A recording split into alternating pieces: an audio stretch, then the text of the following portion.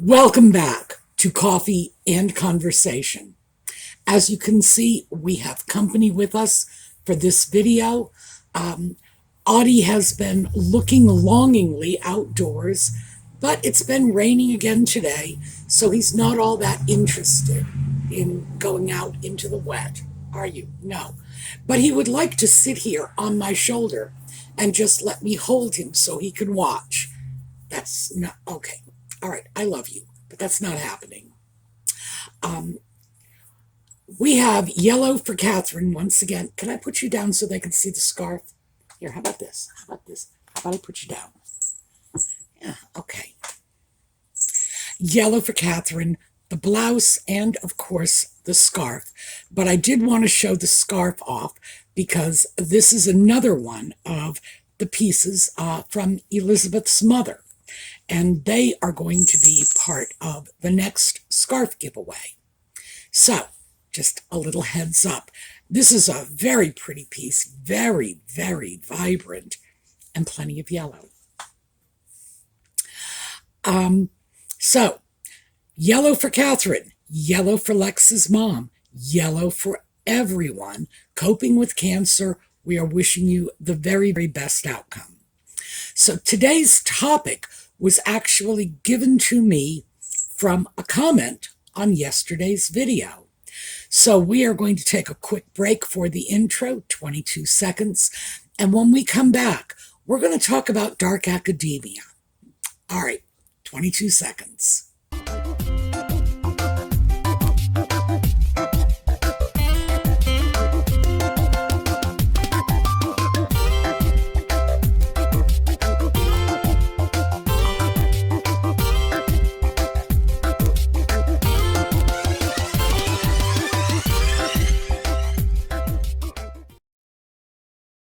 Okay, dark academia.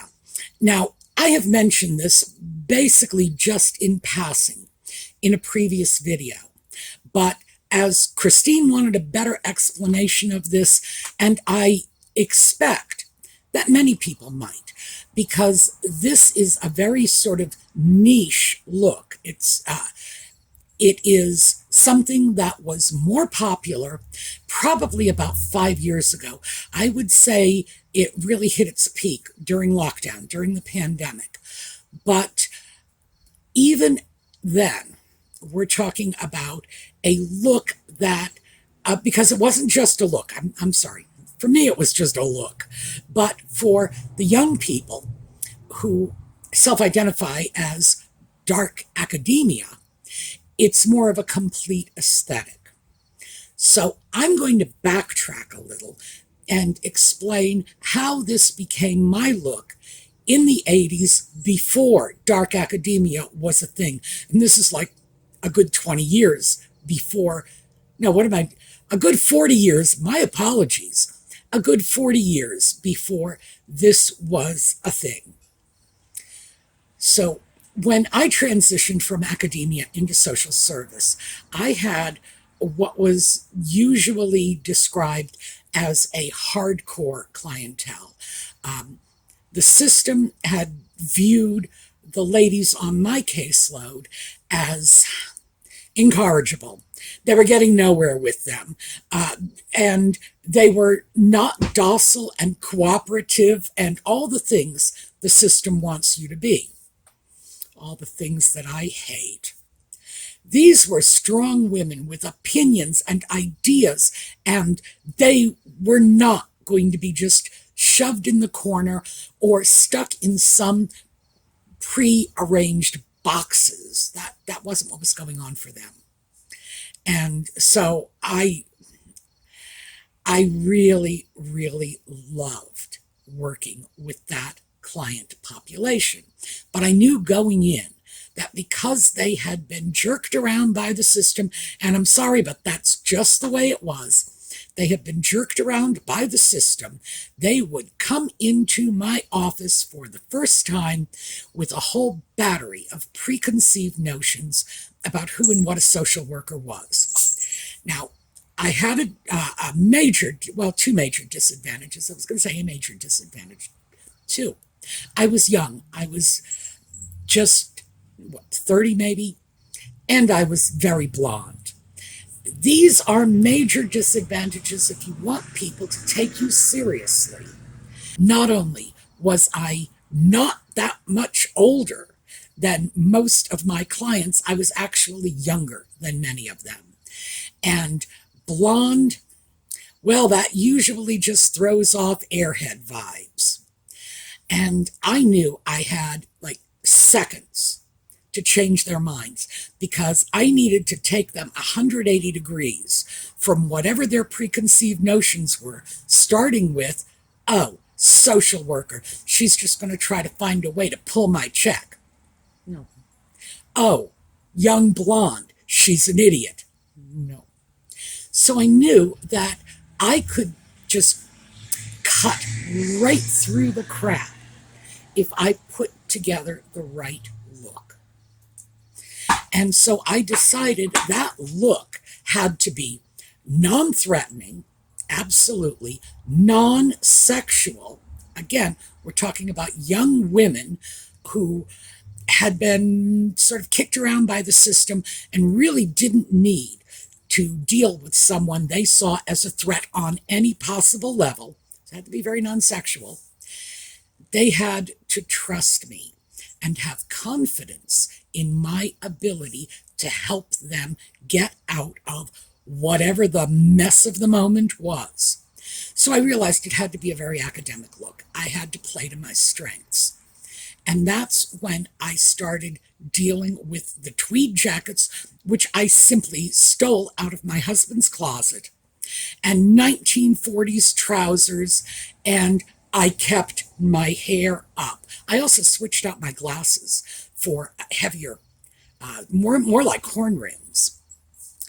And it worked. It made an immediate impression, and I went with it from there because I was not only physically comfortable with this look, I was emotionally comfortable with it too. So I sort of backdoored my way into what eventually just became my style. And boy, did I have quite the laugh 40 years later when this started to become a thing among young people. So now let's talk about modern dark academia, because later on I'll show you some of the influences, because I actually have a folder full of influences on my wardrobe. I keep it in my little wardrobe folder so that if I want something and I'm unsure about it, I go through this little file folder and I start looking at these photos and say, is this piece really going in the right direction? Because if I'm unsure of something, that often makes up my mind. So dark academia for the young people is very much a sort of Ivy League preppy kind of look. And I've heard it described as Ivy League preppy English boarding school, and boatloads of tweed, lots of browns, and I'm going to show you some pictures so that you can get some sense of it. And these are the kinds of pictures you will find if you Google dark academia. What is the look? And for women, it's, well, at least for the young people, it's very much a sort of private college kind of look. For me, it was more like professor at private college kind of look, because remember, I had to impress people with the fact that they could rely on me, trust my judgment, and have confidence in the fact that I was there to help them out. So, different goals. There are problems with dark academia as an aesthetic, because in the whole sort of dark academia lifestyle, you have smoking, and that's a big thing. It really is. You'd think it wouldn't be, because the attitudes have changed so much about that lately. Oh no, they're puffing on cigarettes. Too much coffee, too much drinking, all-nighters, and reading way too much 19th century poetry. Byron, especially. Way too much Byron. So those are some of the problems wrapped up in it. This is an unsustainable lifestyle because it's based on that sort of college environment, where you're not really expected to do anything except show up to class and read your Byron. But it's not long-term sustainable. If you are chain smoking and living on coffee and whiskey, you're not going to be living for very long. So yeah, that is sort of the in your face problem. The other problems people have sort of identified with the dark academia aesthetic is it is very much white European in its focus. Although I have known people of color that got involved in this, that's really not the mainstream of dark academia. It is also privileged because even as a clothing style, it is more expensive than most.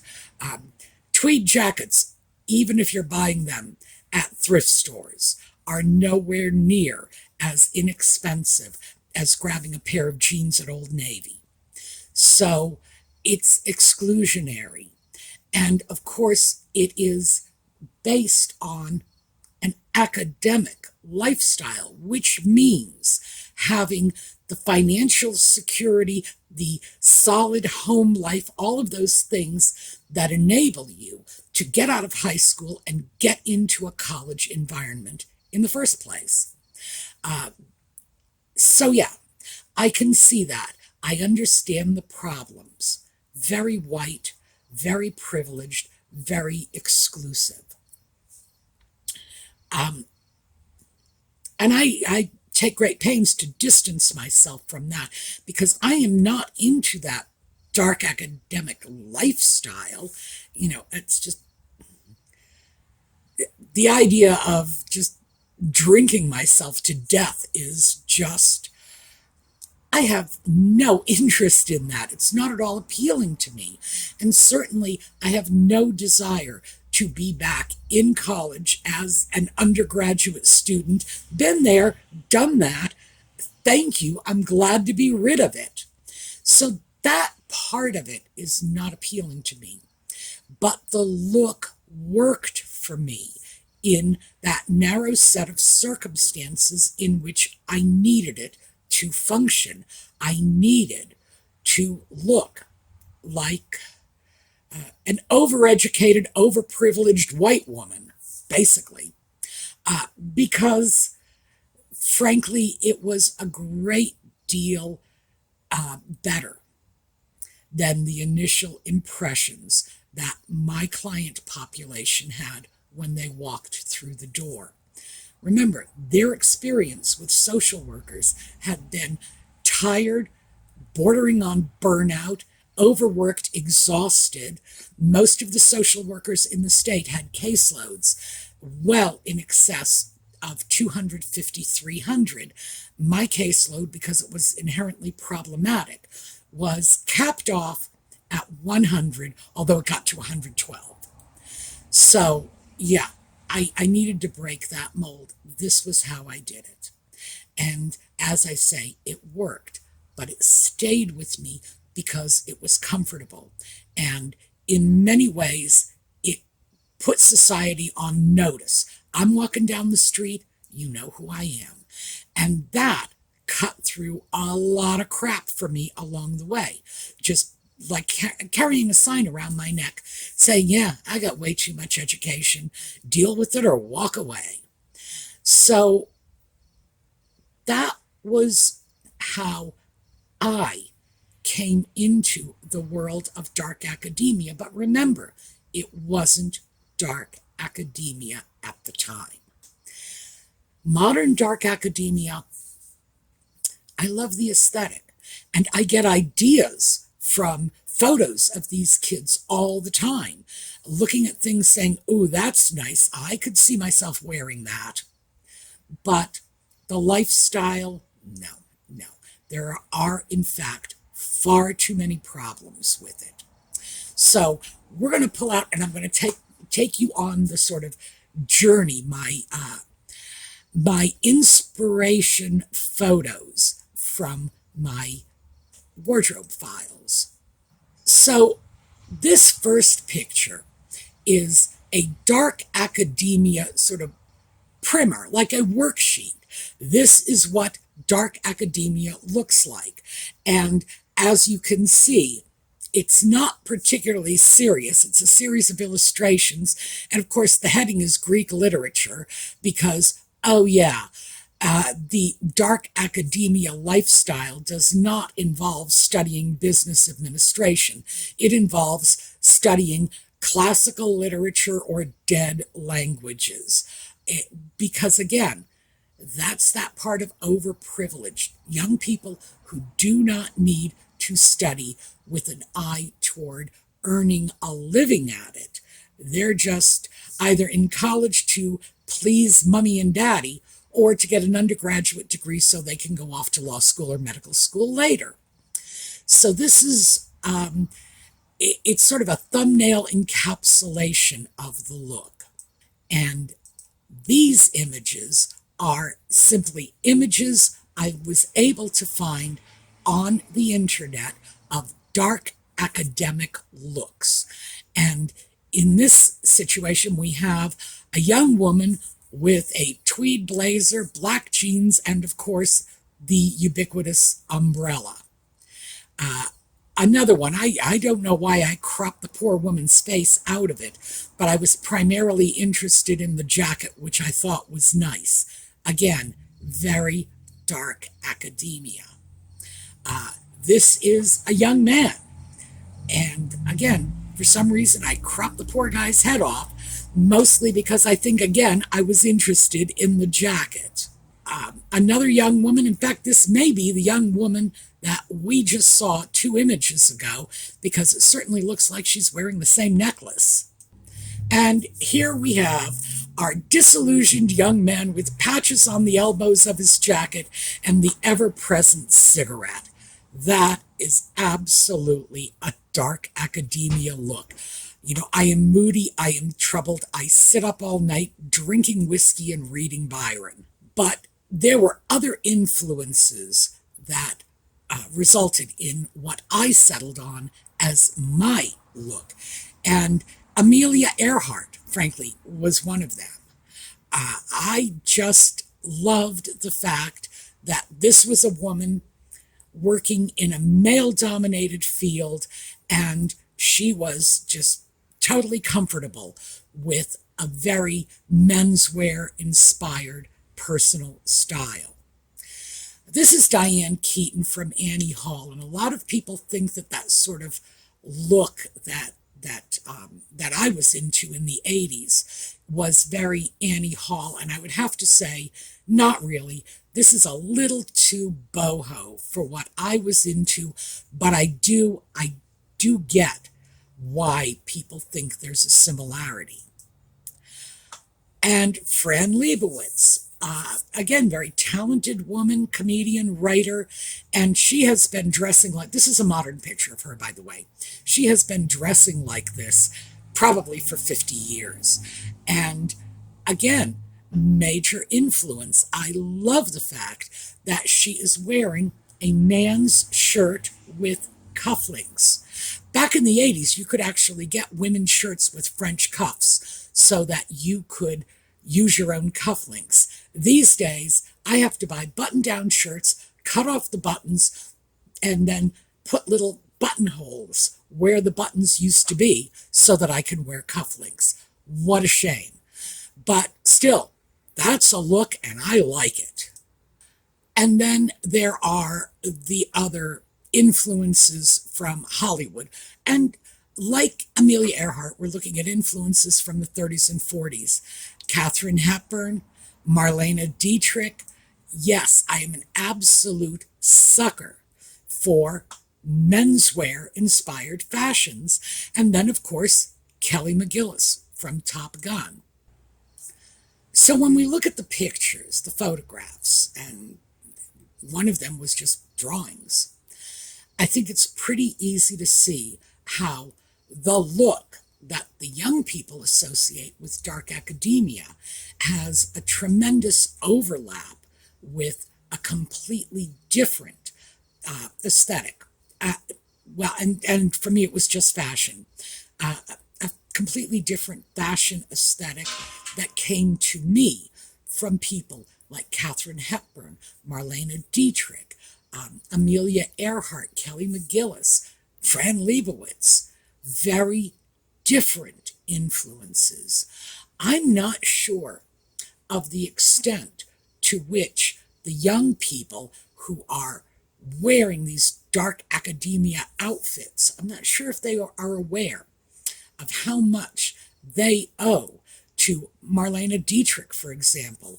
I'm not sure that they are aware of the fact that even if they are not conscious of it, she was one of the progenitors of the style they are into. She was one of the first people who dressed in menswear, first women. Sorry, I should be clear about that. Men dressed in menswear, to be sure. She was one of the first women of very high profile to be dressing in menswear, and pretty much all the darn time. The fact is that I was led into a sort of fashion aesthetic, and I have to be clear about that, strictly fashion, a fashion aesthetic by some very, very different sources.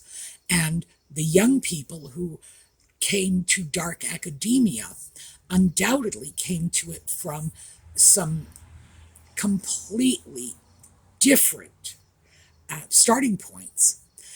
I did not pick up this style when I was in college. When I was in college, like everyone else, I was t-shirts and jeans.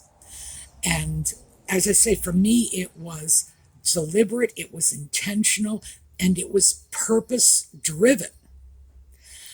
So it's just sort of coincidental that there was that much overlap. I like it because it gives me a shorthand. So if somebody says, what's your style? I can tell you in 2 words. Why? Because subsequently, the youngest of the millennials, because this is not a particularly strong style with older millennials, this is definitely younger millennials, perhaps older Gen Zs. This is something that they gave a name to, and fantastic for that. I'm glad that at least there's a term for it. It makes my life easier. But am I willing to buy into that whole Byron and booze thing? No, thank you. So that's what I thought I would try to explain, because it's very difficult for me to navigate the differences between an aesthetic that's nothing more than superficial for me. It's visual, it's clothing, and a lifestyle, which is what it is for the dark academia babies. It's a lot like, and those of you from my generation are definitely going to remember this. It's a lot like the young kids back in the 50s and 60s who, let their hair grow long, wore black turtlenecks, and listened to beat music. They were all about the trappings, but they were not genuine hipsters. Most of them were not shooting heroin in a back alley somewhere, and part of that whole underground culture that was, unfortunately, very heavily drug dependent. They were tourists. They just wore the garb and bought into the music, but not the lifestyle. Well, that's like me. I'm sort of the dark academia tourist, because all I want is the, look at my Disneyland t-shirt. I just like the clothing, the visual aesthetic of it. Oh, and I don't dislike Byron. I should probably say that, because boy, I've been all over poor Byron. I do not dislike Byron. I actually like some of his work, but it can be overwhelming and depressing sometimes. There is much livelier stuff out there that people could be reading. And as for the rest of it, no, no. All night study sessions are just not in the cards for me anymore.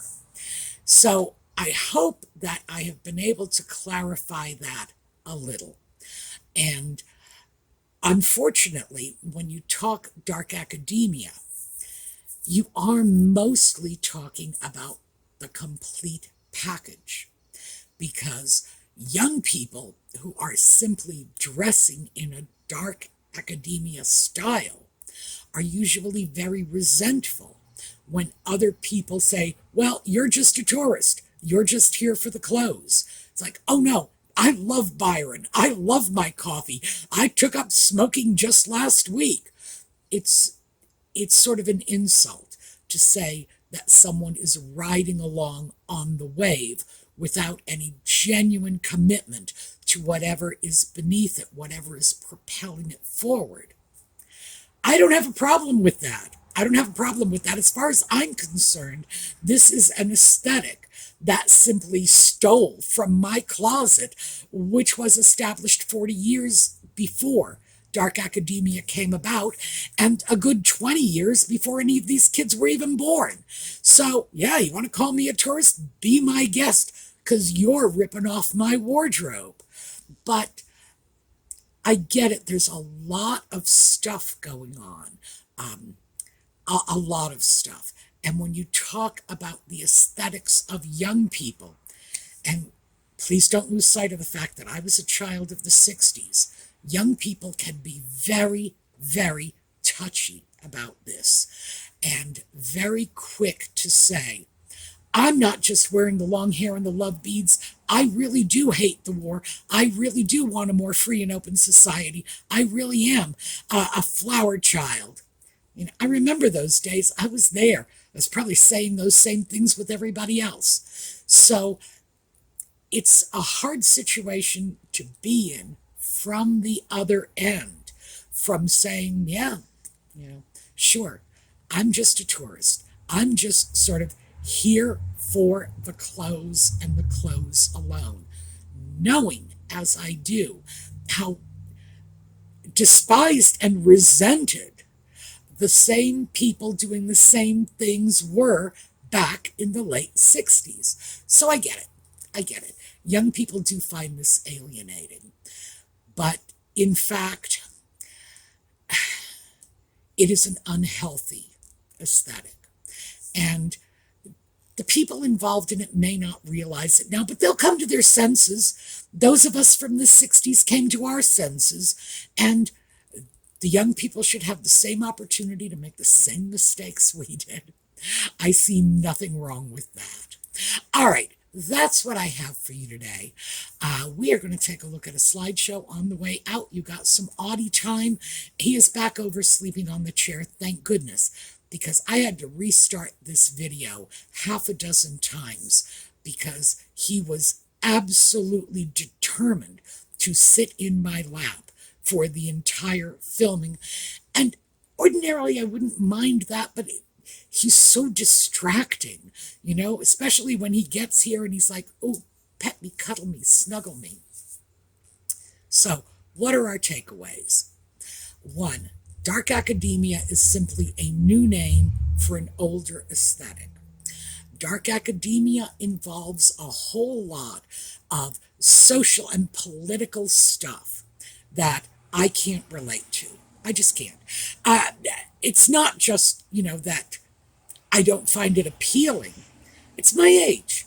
The simple fact of the matter is I'm never going to be able to relate to what people 50 years younger than me are thinking and feeling and experiencing, because I'm not there anymore, and things were very different when I was their age. So we have all of that jumbled in together. But for me, it's just a look, just a fashion statement. For them, it's a great deal more, and does come under fire a lot. So they are inclined to be understandably defensive about it. All right, we're going to take a look at the slideshow on the way out, and I hope to see you all next time. We are going to be back with Just Chatting this evening. That's 8 o'clock New York City time. And in the meantime, have a terrific day.